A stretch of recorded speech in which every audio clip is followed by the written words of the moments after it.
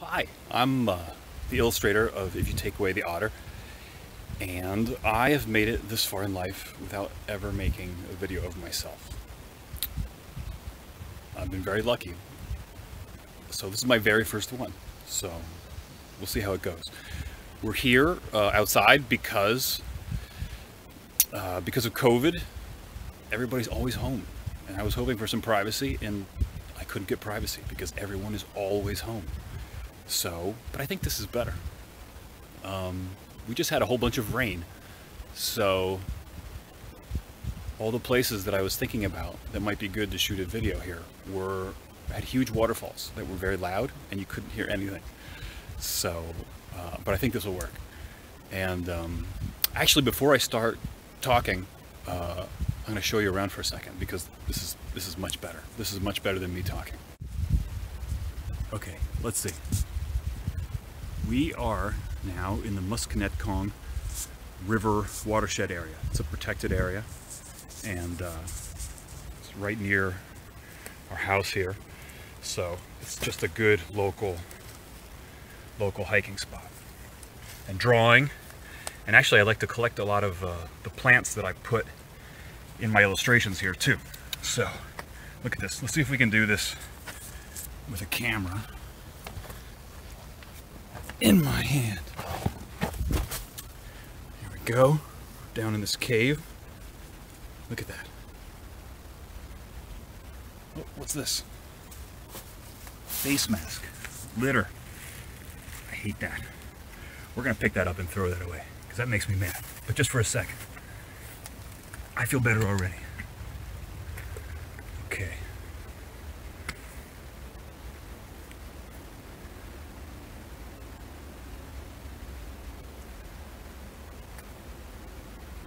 Look at those rocks. Aren't those great rocks? How about that rock?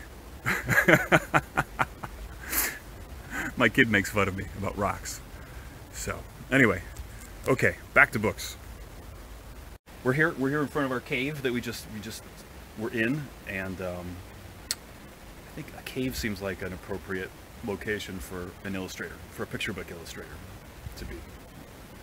So anyway, I'm the illustrator of If You Take Away the Otter. And this is so great. Getting this medal is so exciting, because otters deserve it, and Susanna deserves it, and there's no better cause than something like this, like otters and the environment and how everything is interconnected. The way I got involved in this project was, fortunately, Candlewick thought of me and thought I might be interested in this book project, and I'm really thankful that they did because it's great. It was a great project to work on, and I really didn't know anything about.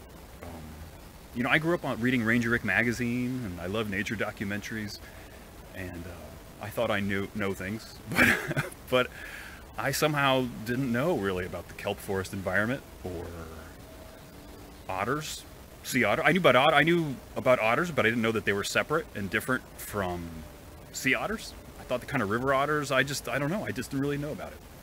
So one of the great things about doing books like this is just getting to dive into the research, and when I'm done working on the project for a long time, the whole world is just a more interesting place. More magic. You know a whole lot for a while about a particular topic, and then, so like when I was beginning this video and I had the camera pointed up at the trees, I thought, look at that, that's like looking up at kelp. And actually we have an illustration just like that in the book. So for me the illustrator, the world becomes a much more interesting place having worked on books like this. So I'm really thankful for that, and that's great.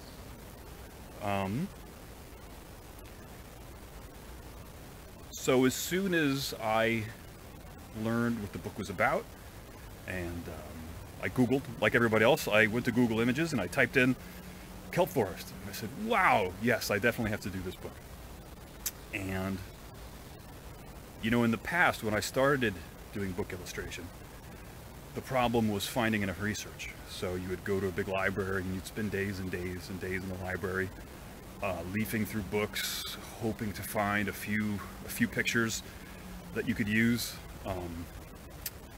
And there just wasn't nearly as much information as there is now. So, you know, you would find some good pictures and then you would do a good drawing based on those pictures, or combining pictures, and you would think, wow, wait till people see this. They're not going to believe it. They're going to be blown away when they see this. They've never seen anything like my pictures before. Now, it's the exact opposite. Being able to do research online is a huge blessing for me, but oftentimes, like in a situation like this, there are so many beautiful pictures, photographs of otters in the kelp forest. I mean, there's no way for me to top that. They're stunning. So my job becomes kind of the opposite of what it was in the beginning. In the beginning, it was about finding information and then building on it and trying to make pictures. Now it's about sifting through all the incredible pictures and deciding kind of what not to, it's too much. You can't use everything. There's too much great stuff. It's all magic. So deciding what to focus on, and yeah, deciding what to focus on and all of everything you have to leave out, that becomes kind of the hard part now, which is a very different process than the way it was when I started. Okay, different arm. You know, when I first started working on this book, I worked on it for about 2 weeks, and doing research and drawing, and I felt like I wasn't getting anywhere. I felt like I just wasn't getting anywhere. I couldn't find my way in, which was weird because I just love Susanna's writing in this. You know, when she starts off saying that where the ocean meets the land, there's a forest that isn't on land. I mean, you know it's going to be a good story right away. I'm in. So finally I realized that what I tend to do when I'm drawing is, if I'm in doubt, if I'm not sure what to do, I draw the thing. So, you know, if it's a dinosaur, just draw a dinosaur, figure out how to draw it, and then figure out the rest later. Draw the environment and things that are around it. And that can all sometimes come together later. So when in doubt, draw the thing. And I thought of this as the otter book. In my head, I called it the otter book. I'm working on the otter book now. And eventually hit me, after struggling for a couple weeks a little bit, that the otter isn't the thing in this. It's right there in the title. I should have known. It's right in the title. It's called If You Take Away the Otter. So, and the otter doesn't even show up until almost halfway through. So, it's not the otter book. It's the kelp forest environment book, and about what happens if you take away the otter. And it's right there in the title. I should have known. So, about 2 weeks in, I kind of regrouped and I realized, oh, I can't start by just drawing the thing. I have to think about this whole flowy, interconnected environment as the protagonist of the story. So, which was kind of different for me. So actually I think this was a really, really good and important book for me to do just as an illustrator, to learn to treat what's usually background as the character, and then have the characters come into that. That's a little bit, I don't know, maybe that's boring or technical Illustrator talk, but that was really, I think, important for me, and a challenge at first. And I love the way Susanna's writing kind of like takes you from the bottom of takes you in, it leads you in, and then it moves you along the ocean floor, close to things, like really close, like we're tiny, and then it moves us up slowly and leads us through the story. So I wanted to try, when I figured that out, when I finally realized that that's what the words already do, and that all I needed to do was try to show it, things went very smoothly. In fact, one thing that was fun and that I was a little bit proud of was the first half of the book really could be one kind of camera shot. Like every picture leads to the next. I have a friend who does illustration, like storyboards for movies. So for a movie, he has to do hundreds and hundreds and hundreds of storyboard pictures. And I figured, well, a book like this is maybe 14 pictures, storyboard pictures. So if he can do hundreds, I can certainly figure out 14, hopefully.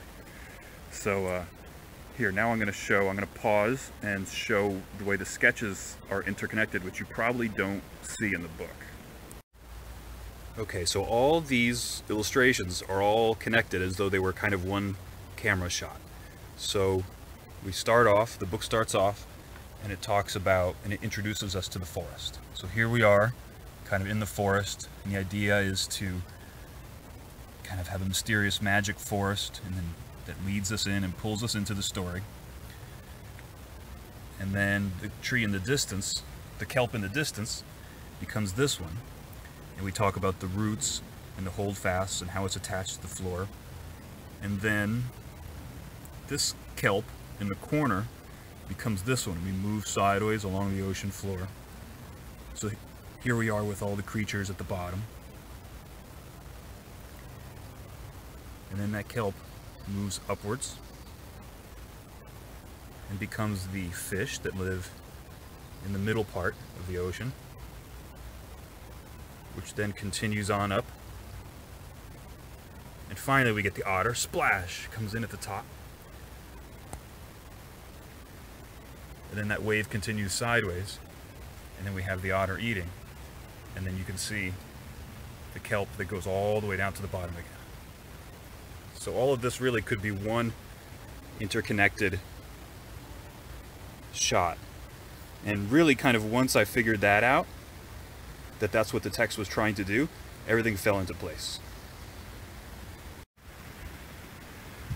I'm hiking back home, but I thought I'd stop for a second and show you these ferns and little plants. Aren't these great? I use these in my pictures a lot. You can use them from anything from plants on the ocean floor, or they can become a giant forest. Anything you want. And look at this moss. I love this moss. I need to find a way to use moss in my pictures. I don't know. We'll see.